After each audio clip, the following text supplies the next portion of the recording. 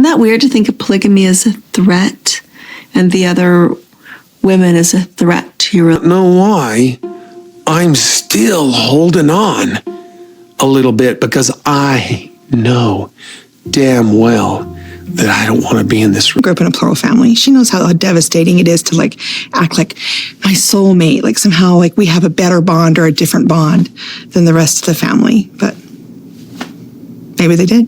I don't know. Don't care. It really wasn't a fair thing to say, because Kody has other wives. You won't believe the tea we're spilling today. From secret breakups to shocking lies, this is Unreal Tea. Hit subscribe before the drama starts. Welcome, everyone. It was supposed to be a fortress, an ironclad testament to a new beginning, a $1 million monument to a love that conquered a broken family. But on a gusty hill in Flagstaff, Arizona, the dream was eroding. Cracks were developing. And what ensued wasn't justice, it was a public spectacle disguised as a trial. The verdict? Cruel. The world had spoken. In the historic civil lawsuit Aberdeen Holdings versus Alves Brown, Kody and Robin Brown were held responsible for misrepresentation and breach of fiduciary duty, a crushing defeat that broke more than money. For others, it was the last straw, the karmic finishing touch to the Brown family meltdown. But Kody and Robin weren't going down without a fight. They were preparing for one final battle, an appeal hanging by a thread of desperation. This is that tale. An all-or-nothing legal battle founded on shaky ground, where rumors of suffocating debt, secret riches, and a family strained beyond its limits converge. What you are about to read is an in-depth report of a scandal crafted from court documents, books and records, and sole source insider reporting you won't read anywhere else. Robin herself stated, "This is from our hearts. We have to share it with the world." To comprehend the appeal, however, we need to go back to the tragic loss that inspired it. This wasn't a suit brought by a scorned ex or upset relative. The plaintiffs were a group of early investors in my sister wife's closet, the Browns' overhyped, ultimately failing jewelry business, funded by Aberdeen Holdings. Their gripe? That Kody and Robin created a money fantasy. The slick business pitches and pink projections sold to investors? The judge deemed them a work of fiction, rather than going towards inventory, marketing, or expansion. The millions invested supposedly went towards funding the Browns' extravagant lifestyle, down payments on several Flagstaff residences, and, most scandalously, building Robin's lavish McMansion. As Eliza Vance so aptly put it, this wasn't just a failed business, it was a calculated deception. The proof was overwhelming. Emails, texts, bank statements, all creating a damning picture. Prosecutors alleged Kody and Robin used the company account like a personal piggy bank, funding Mexican vacations, luxury vehicles, and designer closets, euphemistically described as product research or marketing expenses. The jury did not view an innocent error. They saw a pattern, a deliberate scheme. Their verdict was unanimous. Repay the original $2.5 million investment. Add $3 million in punitive damages and legal fees. Total price tag, $5.50 million, a financial guillotine for a family whose reality show income was already dwindling. Kody admitted on camera, "We're struggling. We're drowning financially." What once sounded like TV drama now felt like a chilling prophecy. The Browns had two options: declare bankruptcy and lose it all, or fight. They chose to fight. Their appeal? A legal Hail Mary, two bold claims. The trial was hopelessly biased. Key evidence should have been inadmissible. Attorney Donovan Finch, known for his aggressive tactics and astronomical fees, wasted no time. "We are filing our notice of appeal immediately. Our grounds are crystal clear." The first pillar, bias. Finch contends that the jury was tainted by a media spectacle. Headlines, Reddit posts, YouTube deep dives, TikTok videos, all purportedly building a narrative in which Kody and Robin were not viewed as business people, but as villains on reality television.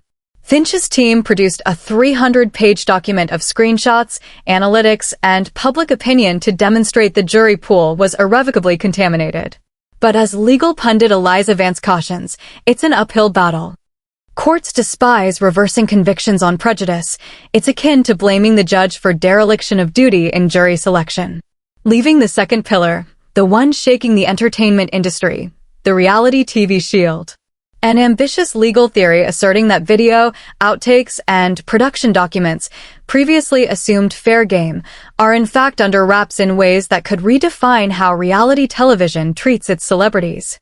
And this? This is merely the start. Finch is maintaining that since Kody and Robin are signed up with a television network, their on-air remarks, the same remarks wherein they speak about their money, their business woes, and their extravagance must be regarded as a kind of performance. Robin stated, "It's just so hard. We have all these house payments, and we're just trying to keep our heads above water." Donovan Finch said, "My clients are performers. They're hard to make for television and engaging story." The prosecution took edited for dramatic effect scenes and showed them to the jury as if they were sworn deposition testimony. The setting is everything. Their agreement with the network basically constitutes them acting out a version of themselves. You can't sue an actor in civil court for a line they said on a show. This argument, if vindicated, could ripple through the entire reality TV business. Eliza Vance, leaning forward, eyes engaged, said, "This is the interesting part. Finch is attempting to establish a new legal precedent here. He's claiming that their TLC contract puts a sort of bubble of fiction around them. From his perspective, when Kody utters, 'We're drowning in debt on camera,' it is not a factual statement. It is a plot point. When Robin speaks of requiring funds for her big house, it is not an admission of fiscal priorities. It is a character motivation.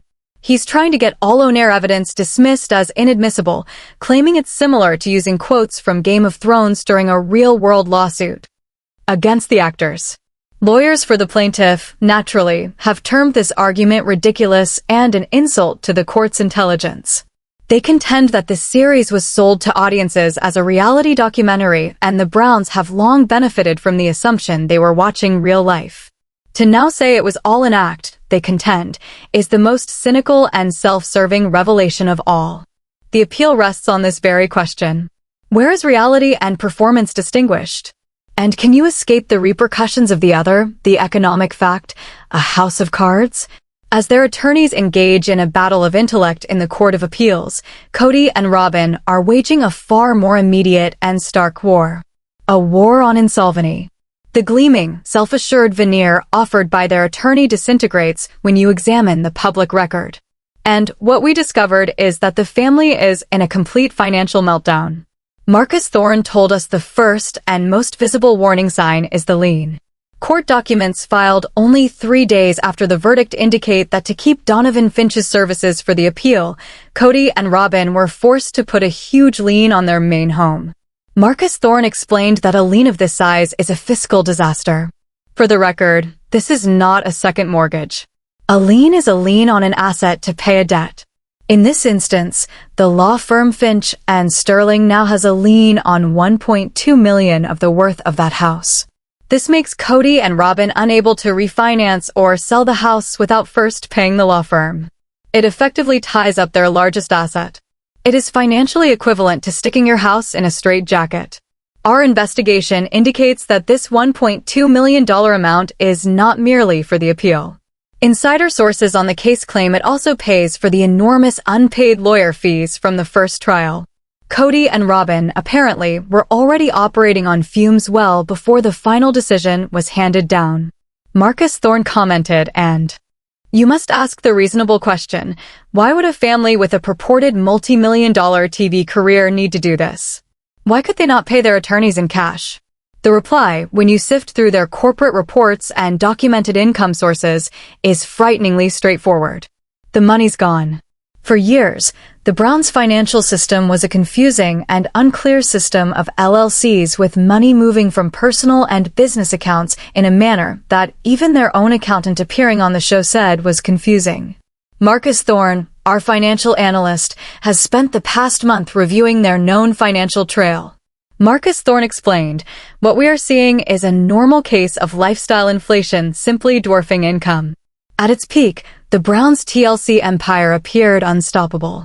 Their earnings, estimated at almost $50,000 per adult per episode, could send the family's income to almost $800,000 per season. A staggering figure, but one that had to be spread over 4 homes, for mortgages, and the continually soaring expenses of their Flagstaff dream. Throw in the unused Coyote Pass property and astronomical property taxes, and the fiscal foundation was already broken. In the background, they were said to have been running in the red for years, putting band-aids on the gaps with social media dollars and, as the lawsuit alleged, investment money. But the actual collapse came not with a judgment, but when Christine, Janelle, and Mary left. It is all spelled out by financial analyst Marcus Thorne with stark candor. It's basic arithmetic. When Christine and Janelle departed, they carried with them almost half of the TLC earnings. But the overhead, the mansion, the land, the vehicles remained intact. The lien on their house isn't a red flag. It's a neon sign flashing bankruptcy. They aren't just broke. They're millions in arrears. The appeal? Not only a legal ploy, a desperate attempt to stall the inevitable, but within the fortress-like walls of Robin's multi-million-dollar mansion, an even more sinister scenario was unfolding. Court documents paint one picture, but rumor from within paints another. A one-time production assistant who toiled on the show during the weeks after the verdict said the mood was unbearably tense. Kody was a ghost, they added. When he did appear, he was angry, blaming all. The network for turning him into the villain. Christine and Janelle for departing. The investors for being predators. Never himself. Not ever. And then there were the off-camera brawls. This source claims that Kody and Robin's arguments reached explosive proportions, way beyond what fans were used to seeing. Robin wasn't crying like you see on television. She was scared, angry, screaming. One night, one of the sound guys captured her sobbing, "They're going to take my house, Kody. You pledged." But the hysteria wasn't inside the manor house.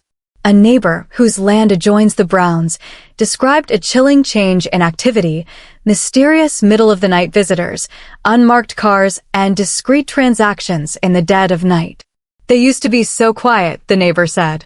Now black sedans and luxury SUVs come and go all hours of the night and day. No cameras. No crew. Then one evening, a panel van reversed into the garage unmarked, loading box after box. Not furniture. Little things. Costly things.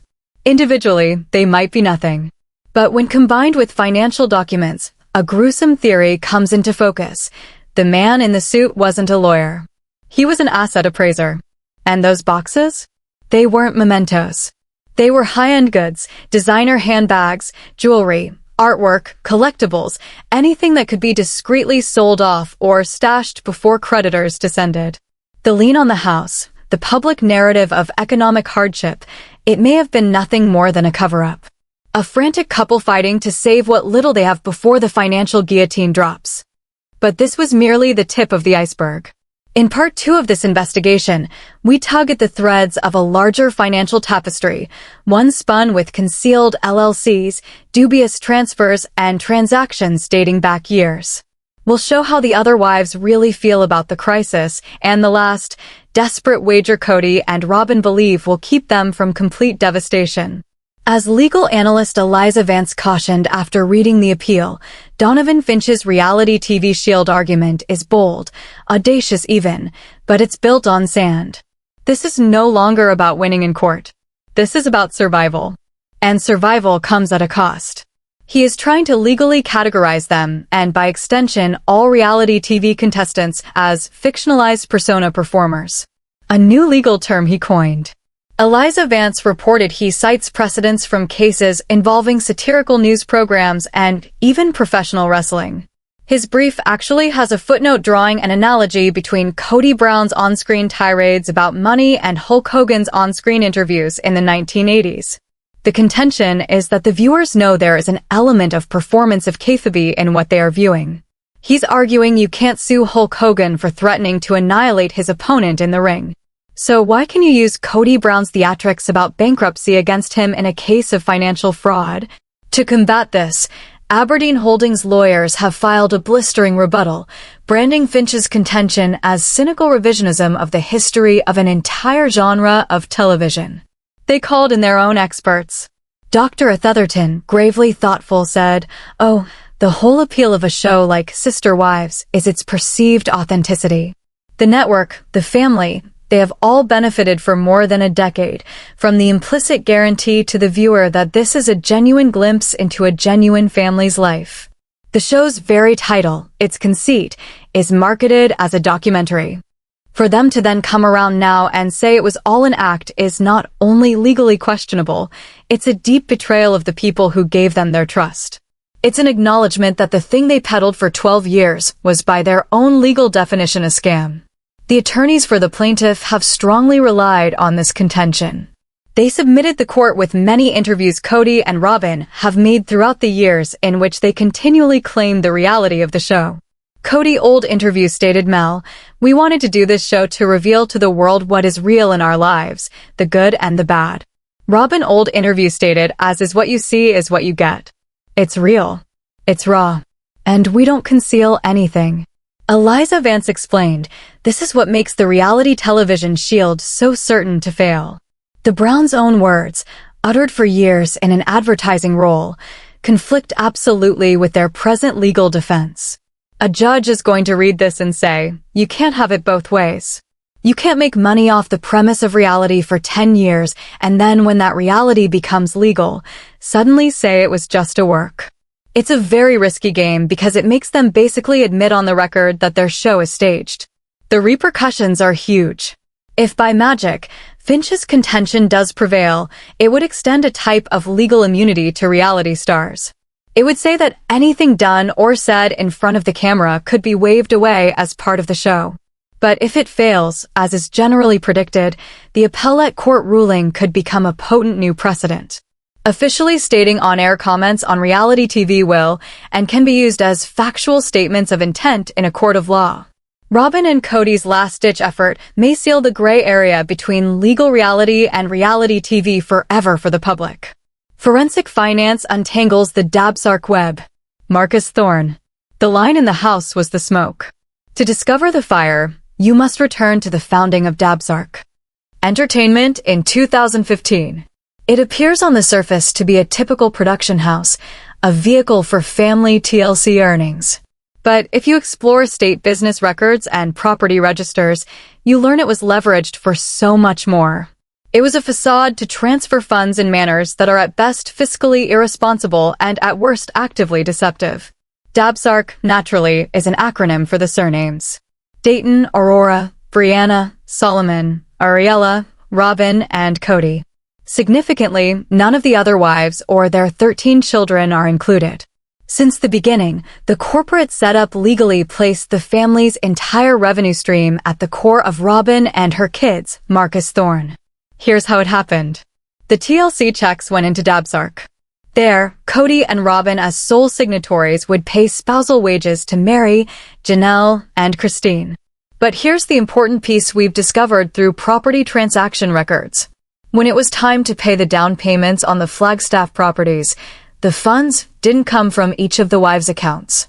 They came in the form of loans from Dabsark. Marcus Thorne explained, "Nate, why is this important? Because a loan must be repaid. It creates a debt relationship." This arrangement meant that while Janelle and Christine were adding their wages and work into the family fund, Kody and Robin's company legally held ownership of their debt. It granted Kody and Robin tremendous monetary power over the other wives. When Christine sold her home, our sources indicate that much of the profit she made went to pay off the Dabsark loan, money earned by her herself. It's a masterful but heartless money move. But Dabsark's most questionable behavior concerned my sister wife's closet. This was at the center of the lawsuit. The $2.5 million from Aberdeen Holdings was transferred to the MSWC business account. But in weeks, bank records introduced at trial indicated massive transfers from MSWC to DBRC, described as management fees or intercomp loans. We're talking about $250,000 at a time here. Once the funds were within Dabsark, they became mixed with the TLC proceeds. It was thereafter spent on personal expenses, including extra evidence put forward by the prosecution of a $75,000 down payment on the property upon show where Robin's home would ultimately be constructed. This extra financial shell game is one the jury found so compelling. But our examination has produced something additional that wasn't an emphasis of the trial. Credit card debt. High net worth individuals tend to utilize lines of credit and high-end credit cards for access to liquidity. Based on a review of their known assets compared to their expenditures, we think that Kody and Robin have an unsustainable load of high-interest credit card debt, possibly over $500,000 distributed across several cards. They must have been paying one card off with another. A time-worn debt spiral in the form of a credit card kite. The MSWC investment funds weren't solely for living expenses. They probably went to cover this mountain of accumulated personal debt. A new theory is brewing, one that redefines the real sense of urgency at stake for Kody and Robin Brown's appeal. It's not merely to reverse a $5.5 million judgment. That amount, huge in itself, is only the tip of a far larger financial iceberg. Legally, that kind of judgment can unleash catastrophic chain reactions. Creditors, banks, lenders, even credit card companies could proceed to cut limits or summon debts overnight. One domino falls, and the whole financial edifice comes crashing down in one catastrophic chain reaction. For Kody and Robin, the appeal isn't merely a desperate last resort. It's the line between them and fiscal devastation. A stay on judgment might put off the inevitable for a while, gaining valuable time before creditors descend like locusts. The house, the property, the luxury vehicles, everything is in jeopardy. Not just from the plaintiffs, but from a half-dozen other creditors who lurk in the background. At the eye of the storm, Kody and Robin Brown. But orbiting on the periphery of this legal storm are these three women who originally stood alongside them: Christine, Janelle, and Mary. Even though they've spoken publicly about having moved on, the lawsuit brings them all back into the whirlpool willingly or otherwise. Where do they stand then? And might any of them be implicated? A source close to the Brown family, more than 15 years history of connection, removed the veil, unmasking a range of emotions among the ex-wives: sadness, vindication, and frosty caution. Christine, per this insider, has nothing to do with it. For her, the lawsuit is the ugly, inevitable price of the financial poison she escaped, the source says. It just shows she made the best decision. She's grieving for the kids, but for Robin and Kody? No pity. Her top priority has been keeping her finances closed off, totally firewalling herself from their collapse. The insider insists Christine's sale of her Flagstaff home so early wasn't an accident, it was preventative. She saw writing on the wall. She knew MSWC was a money pit and thought Kody and Robin were draining money. She wasn't going to be anywhere around that when it blew. Janelle's position, though, is more nuanced. Always the pragmatist, she reportedly obeyed subpoenas during the trial, answering truthfully but warily. She knows where all the bodies are buried, the insider described, but she's not giving anyone the shovel. Her allegiance is to her children, bottom line. But the most shocking bombshell? A secret proposal. The insider claims that a lawyer on behalf of Aberdeen Holdings purportedly approached the lawyers for Christine and Janelle a month prior to the verdict with offers of cooperation agreements. Complete testimony for a share of punitive damages and future legal protection. From financial clawbacks. Christine, via her attorney, said no with stones. But Janelle? She thought about it. For 7 days. The allure of getting back some of her Coyote Pass investment was tempting, conceded the source. She ultimately left. She didn't want the drama, or to appear to be making money off the destruction of the family. But that she considered it? It indicates how far back the wounds go. Regarding Mary, the source calls her a black box, legally and financially cut off, but emotionally attached. She is betrayed by the MSWC tragedy, but would never be a witness against them. There's still this peculiarity of loyalty there. She's watching the house catch fire, but she's not pouring gasoline on it. She's just relieved she escaped when she did. The vision that emerges is grim. 3 women who deserted a sinking ship just in time, now standing on the beach as the captain and his queen perish with it. no rescue attempts, no lifelines. Which brings us to only one question. What's the play? Financial analyst Marcus Thorne presents a bleak scenario. The appeal will almost certainly fail, he says. When it does, the $5.5 million judgment becomes instantly enforceable. Assets confiscated. Bank accounts emptied. The home sold off to pay for the lien. From a financial perspective, checkmate. Which is why whispers of bankruptcy are growing louder. A painful but potentially life-saving move, wiping out the judgment, salvaging small assets, but leaving their credit in ruins. Bankruptcy is the logical end, Thorne concedes. But logic may not win the day. Because Kody Brown, as those who know him best will attest, isn't driven by logic. He's driven by ego, control, narrative. And bankruptcy? Bankruptcy would mean one thing, admitting defeat. And for Kody Brown, that might be a humiliation worse than losing it all. Furthermore, a bankruptcy trustee would have broad powers to claw back assets, investigate their spending, and even question the other wives. It would be a financial colonoscopy. And I don't think they want that level of scrutiny. So, if not bankruptcy, then what? This leads us to our final and most explosive exclusive theory. It's a gambit so audacious it could only be conceived by someone as desperate as Kody Brown. Our sources combined with an analysis of their recent activities point to a startling possibility. The appeal, the asset liquidation, the legal stonewalling. It might all be in service of one goal. Buying enough time to move their remaining liquid assets offshore beyond the reach of U.S. courts. Marcus Thorne leaning forward, his voice serious. It sounds like something out of a movie, but for individuals facing a massive judgment they can't pay, it's a real-world last-ditch option. The process would look something like this. First, you convert as many physical assets as possible into cash. That's the jewelry, the collectibles, the things our neighbor source saw being moved out in boxes. Second, you discreetly open an account in a country with strong financial privacy laws. Think of places like Bice, the Cook Islands, or Panama. Third, you wire the money to that offshore account. Once the money is offshore, it becomes incredibly difficult and expensive for creditors to pursue. It would require a whole new international legal battle, one that the plaintiffs may not be willing to fund. This theory reframes everything. The man in the suit, perhaps not just an appraiser, but a specialist in offshore asset protection. The constant legal delays from Donovan Finch, not just a legal strategy, but a calculated effort to run out the clock before the money can be moved.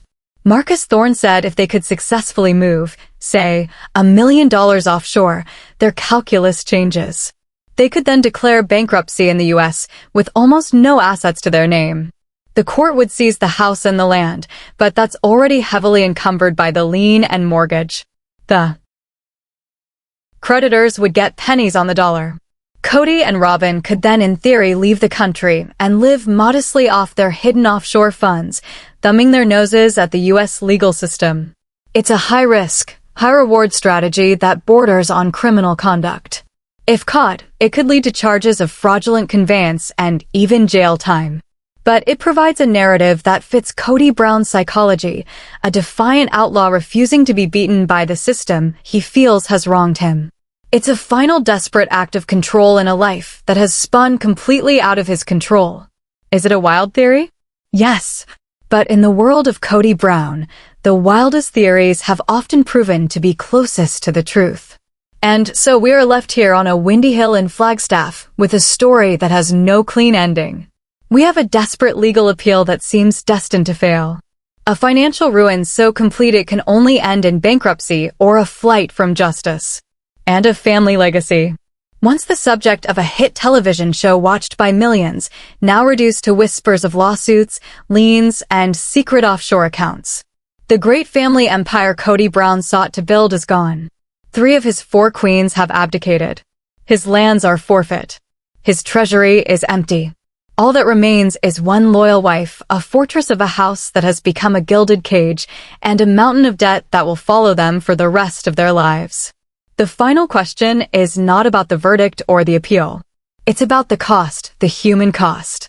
Will this final desperate fight save Kody and Robin Brown from their fate? Or will it be the final act that consumes them completely, deepening their financial and public relations ruin until nothing is left? In the end, the king and queen of Coyote Pass may find themselves ruling over a kingdom of nothing but dust and echoes. This family's drama is far from over, so smash like if you're #TeamWives. Subscribe for the next explosive update, and drop a comment below. Who do you think will win? Stay shady, stay curious, and I'll see you in the next scandal. Kiss mark behind TLC Sister Wives out.